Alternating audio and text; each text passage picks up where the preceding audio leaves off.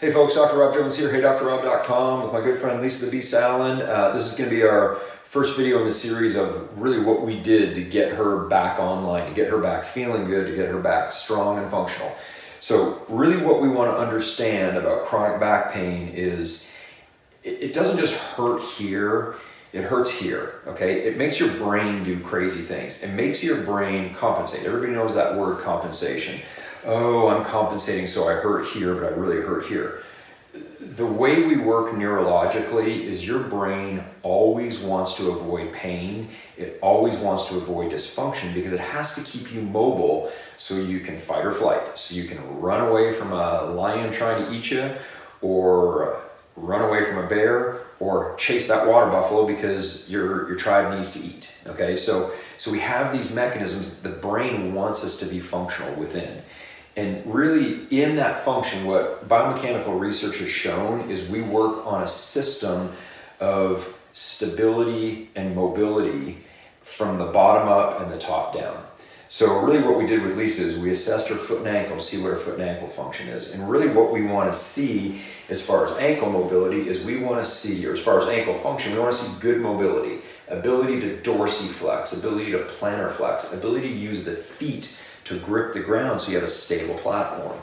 So the mobility stability continuum goes like this: mobile ankle, stable knee, so that knee doesn't drop in and out that way. And then we want to have really good hip mobility, okay, so the glutes can function the ball and socket well. Then we want to have stability through the core and the lumbar spine. You hear me talk about lordosis all the time. We want to keep the spine in lordosis, stable, so other things can move. So continuing on, again, we've got mobile hips, stable lumbar spine, and then we want to have mobile thoracic spine. Now this was a major issue with Lisa because she's a little bit hyperkyphotic, which naturally will give you a lot of stiffness through here, which can cause pain and cause other areas like the lumbar spine to have to actually move too much.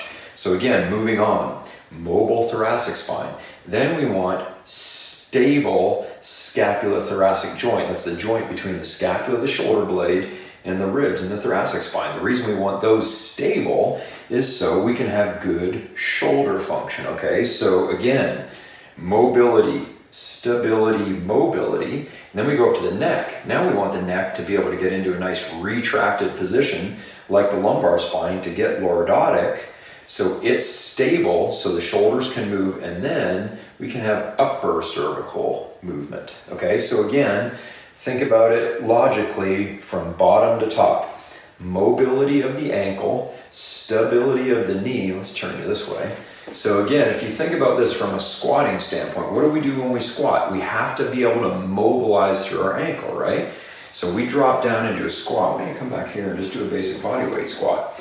So in order to perform a good body weight squat, we know we have to have mobility in the ankle so you can squat down. If she doesn't have good dorsiflexion of that ankle, which is bringing the ankle this way, it's going to drive her body weight forward and she's going to tip over and she's going to expose her lower back amongst other things. So we've got to have good ankle mobility. Her foot has to be able to grab the ground.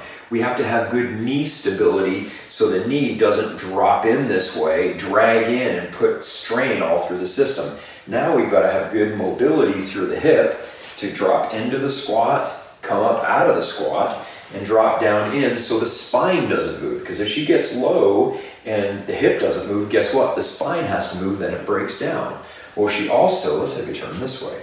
She also now has to have good thoracic mobility and scapular stability because we have to create a stiffness through the lower thoracic spine, through the thoracolumbar fascia into the lumbar lordosis so the core can contract, so the spine can handle loading from the top and loading from the bottom when you pick objects up. So again, let's go into that squat again. So mobile ankle, stable knee, mobile hips, good stable lumbar spine, mobile thoracic spine, so we can even go chest up a little bit here.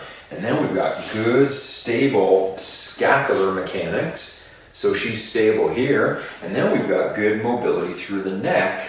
So all of this functions neurologically in the right sense. So let's come back up.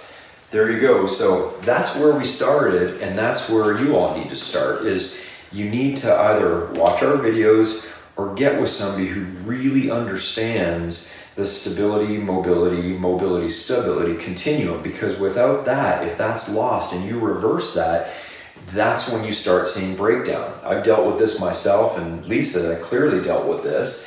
And let's talk about a couple scenarios you see with the stability, mobility continuum when it's reversed. Now, she's always had pretty good hip mobility because she's been athletic her whole life, but because the way she's shaped, let's bring you this way a little bit. Let's go right here. Because the way Lisa's shaped, she tends to be a little hyperkyphotic. And like I said before, people who are hyperkyphotic, meaning they have a little bit more of a curve here, tend to lock down in this area. Well, if that area of the spine locks down and it can't move, like we talked about, then areas below it are going to hinge and move too much. And why don't you tell everybody about that pain you get kind of in your upper lumbar, lower thoracic? It's always right there. I've had it for years, and every time I've tried to be more athletic, that is the spot where that really breaks down.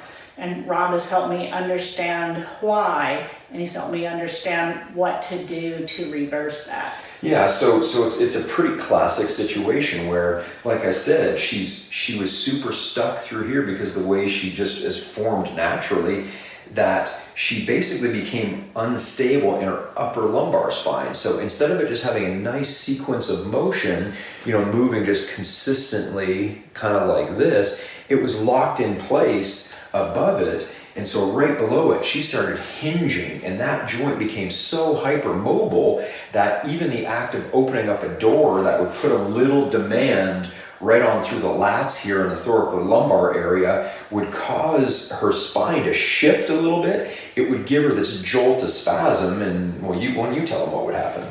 Well, I would just start spasming, and it would be, sometimes I would spasm for days. I would have pain, and then I became so scared to try that it took me a long time and a lot of trust with Rob to even start trying, because I was so scared of the spasms. So again, there's your fight or flight response, right? So her body knew that if she tried this one mechanism, like pulling open heavy doors, her brain would go, no, don't do it, it's gonna freak everything out. And that spasm, we talked about it. If you watch previous videos, like my back just went out video, or that you check out the section of my book, what happened again is she would, let's turn it this way, she would go to pull on that door, and there would be demand for stability through this area here because of the pulling mechanism.